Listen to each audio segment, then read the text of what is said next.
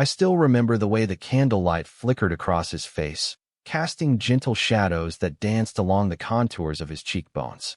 It was just past midnight, and there we were, standing in my kitchen with a small chocolate cake between us. The moment felt suspended in time, intimate, fragile, and completely unexpected. 3 months ago, when Alex mentioned he didn't want to be alone on his birthday, I never imagined we'd end up here, with him closing his eyes, making a wish, and blowing out a single candle in my kitchen. But sometimes life's most meaningful moments happen in the most ordinary places, and that night changed everything between us. Let me take you back to how it all began. Alex and I had known each other for almost 2 years. We met through mutual friends at a housewarming party where we bonded over our shared love of obscure indie films and our equally catastrophic dating histories. He was the kind of person who could light up a room with his laughter, but would sometimes retreat into himself when the conversation turned personal. I noticed early on how his eyes would cloud over when people discussed their relationships or family gatherings. There was a vulnerability there that he kept carefully guarded. Our friendship developed slowly but steadily. Weekend coffee meetups turned into movie nights, which evolved into long walks through the park where we'd talk about everything and nothing. I found myself looking forward to our time together, cataloging funny stories throughout my week that I thought might make him laugh. What I didn't realize then was how carefully I was falling for him, how deliberately I was avoiding acknowledging my feelings. You see, Alex had never explicitly come out to me, though there were moments, lingering glances, careful comments about attractive men, that made me wonder. And I, having been hurt before after misreading signals, kept my own sexuality guarded in our conversations. As spring turned to summer and summer to fall, our friendship deepened. We developed inside jokes and routines. He'd bring pastries from the bakery near his apartment. I'd have his favorite tea ready when he arrived. We existed in this comfortable space of almost something, neither of us brave enough to bridge the gap between friendship and something more. That's why when he mentioned his birthday approaching, I didn't think much of it at first. It happened during one of our movie nights. We had just finished watching some forgettable action film, and as the credits rolled, Alex remained unusually quiet. "My birthday's next Friday," he said suddenly, his voice so soft I almost missed it. I turned to look at him, ready with the usual enthusiastic birthday wishes, but the expression on his face stopped me. There was something raw and vulnerable in his eyes that I hadn't seen before. "I've always hated my birthdays," he continued, staring at the empty popcorn bowl between us. "Growing up, they were never really celebrated. My parents were always working, and as I got older, it just became easier to pretend the day didn't matter." He paused, picking at a loose thread on the couch cushion. "I don't want to be alone this year. I'm tired of pretending it doesn't hurt." The confession hung in the air between us. I felt a tightness in my chest, imagining him spending birthday after birthday, convincing himself he didn't care. Everyone deserves to feel special on their birthday, to know they're celebrated simply for existing. The thought of Alex sitting alone in his apartment, another year passing unmarked, was more than I could bear. "You won't be alone," I said, the words coming out before I'd fully processed them. "Come over. We'll celebrate properly." The smile that broke across his face in that moment was worth any amount of planning or preparation I'd need to do. It was like watching the sun emerge from behind storm clouds, hesitant at first, then radiantly bright. The week leading up to his birthday was a flurry of secret preparations. I wanted everything to be perfect, not just adequate. I researched his favorite foods, ordered decorations online, and spent hours creating a playlist of songs I thought he might enjoy. Looking back now, I realize how much effort I was putting into this celebration, far more than I would for a typical friend. But at the time, I convinced myself I was simply being thorough. The question of the cake was particularly important to me. I remembered Alex once mentioning that chocolate cake with raspberry filling reminded him of a rare happy childhood memory, a kind neighbor who had baked one for him when he turned 10. I found a small local bakery that could recreate something similar and ordered it 3 days in advance to make sure it would be perfect. I even asked them to keep it simple, just one candle in the center. Something about the symbolism of a single flame felt right for this particular celebration. As his birthday approached, I noticed a shift in our text conversations. Alex seemed both excited and nervous, checking details multiple times and offering to bring things over. "Just bring yourself," I kept telling him, wanting him to understand that his presence was the only thing required. The night before his birthday, he sent me a message that simply read, "Thank you for doing this. It means more than you know." I stared at those words for a long time, feeling the weight of expectation and gratitude behind them. The day of his birthday arrived with unexpected nerves on my part. I cleaned my apartment thoroughly, arranged and rearranged the few decorations I'd purchased, and checked the refrigerator approximately 20 times to make sure the cake was still there. By late afternoon, I realized I was treating this more like a date than a friendly birthday celebration. That realization sent me into a minor panic spiral. Was I misreading the situation? Creating meaning where there was none? Projecting my own feelings onto a simple request not to be alone? I was still wrestling with these thoughts when my doorbell rang at exactly 7 p.m. Taking a deep breath, I opened the door to find Alex standing there, looking more put together than usual in a blue button-down shirt that brought out the color of his eyes. He was holding a bottle of wine and wearing an expression that mirrored my own nervousness. "Happy birthday," I said, stepping aside to let him in. He smiled, that same hesitant sunshine smile from the week before, and for a moment we just stood there in my entryway, awkwardly navigating this new territory of planned celebration rather than our usual casual hangouts. The evening began slowly. We opened the wine, and I served the dinner I'd prepared.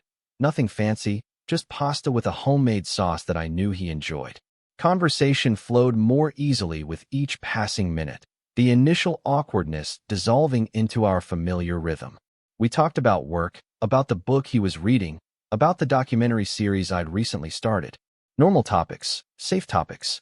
But underneath it all was a current of something new, an awareness of each other that felt heightened and significant. After dinner, as I was clearing the plates, Alex offered to help. Our kitchen isn't particularly spacious, and we found ourselves moving around each other in a careful dance of proximity. His hand brushed mine as he reached for a glass, and I felt that brief contact like an electric current. Neither of us acknowledged it, but I noticed the way he lingered closer afterward, the distance between us gradually shrinking. "I have something for you," I said finally, opening the refrigerator to retrieve the cake. I'd kept the decorations minimal, just the cake on a simple white plate, a single candle waiting to be lit. Alex's expression when he saw it was worth every minute of planning. His eyes widened, then softened, recognition dawning across his features. "Is that?" he started, unable to finish the question. "Chocolate with raspberry filling," I confirmed. "You mentioned it once. I hope it's right." He looked at me then, really looked at me, with an intensity that made my heart stutter in my chest. "You remembered that?" "I barely remember telling you."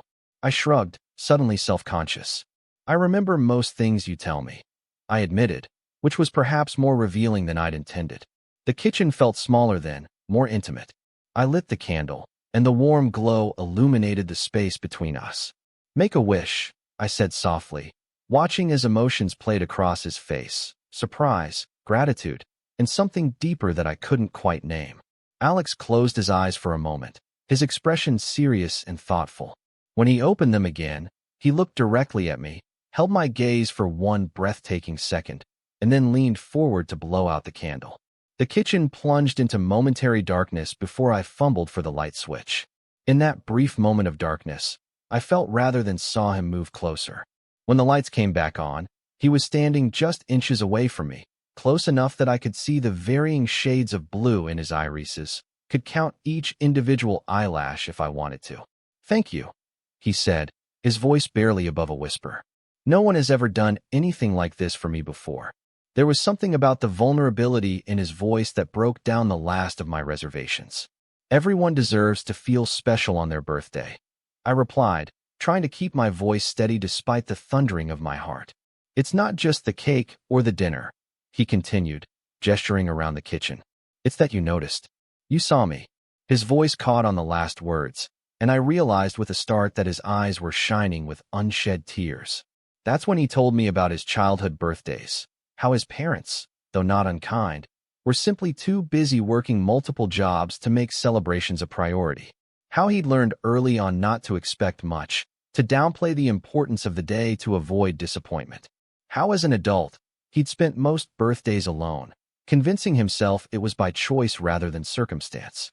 "The worst part about loneliness," he said, leaning against my kitchen counter, isn't actually being alone. It's feeling invisible, like you could disappear and no one would notice the empty space you left behind. His words resonated with something deep inside me. I understood that feeling all too well. The difference between being alone and being lonely, the quiet desperation of wanting to be truly seen by someone.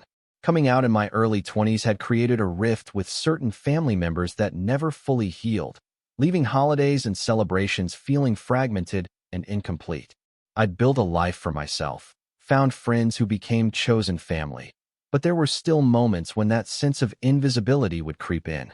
"I see you," I said simply, because in that moment, it was the most honest thing I could offer. "I've always seen you." The air between us changed then, charged with unspoken possibilities. Alex set down his wine glass and took a step closer to me. "Can I tell you what I wished for?" he asked, breaking the tradition that wishes spoken aloud won't come true. I nodded, not trusting myself to speak. "I wished for courage," he said, his voice steady despite the vulnerability of the confession. "Courage to tell you that I've wanted to be more than friends for months now. Courage to risk changing what we have for what we could have." Time seemed to stop in my kitchen. The world narrowed to just this moment, just us standing amid the remnants of birthday celebrations, on the precipice of something new. I realized I'd been holding my breath and let it out slowly. "That's funny," I finally managed to say, my voice sounding strange to my own ears. "I've been wishing for the same courage every time I see you." The smile that spread across his face then was different from any I'd seen before. Not hesitant sunshine, but the full radiance of daybreak. He reached out slowly, giving me time to pull away if I wanted to, and placed his hand against my cheek. The touch was gentle, questioning, and I leaned into it instinctively. "May I?" he asked, and though he didn't specify what he was asking permission for, I understood perfectly. "Yes," I whispered, and then he was kissing me, softly at first, and then with growing confidence as I responded. It felt like the most natural progression, as if we'd been moving toward this moment from the very first day we met. All those movie nights, coffee dates, and long walks had been leading us here, to this kitchen, to this birthday, to this new beginning. When we finally pulled apart, both slightly breathless, Alex rested his forehead against mine. "Best birthday ever," he murmured, and I couldn't help but laugh, the sound bubbling up from a place of pure joy. We spent the rest of the evening talking more openly than we ever had before. Alex told me about his previous relationships, about the men he'd dated who had never quite seen past his carefully constructed exterior. I shared my own history of heartbreaks and false starts, the relationships that had taught me what I didn't want. We discovered new layers to each other, filling in the gaps that friendship had left unexplored. As midnight approached, marking the end of his birthday, a comfortable silence fell between us. We were sitting on my couch, his arm around my shoulders, my head resting against him. The evening had transformed us from friends to something more, crossing a threshold we couldn't uncross. Not that either of us wanted to.